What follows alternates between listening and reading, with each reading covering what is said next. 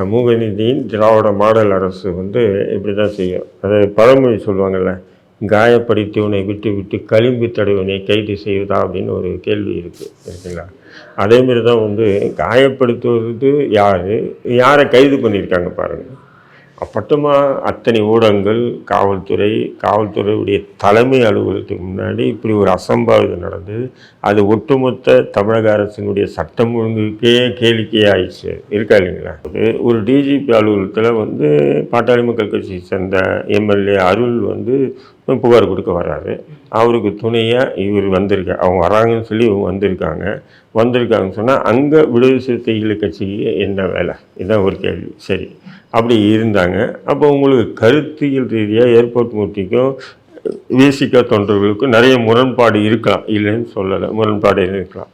அந்த முரண்பாடுக்கு தீர்வு வந்து ஒரு டிஜிபி அலுவலகத்துக்கு முன்னாடியே இவங்க செய்கிறாங்கன்னு சொன்னால், அப்போது மற்ற இடங்களில் இவங்க எப்படி நடந்துக்குவாங்கன்னு பாருங்கள்.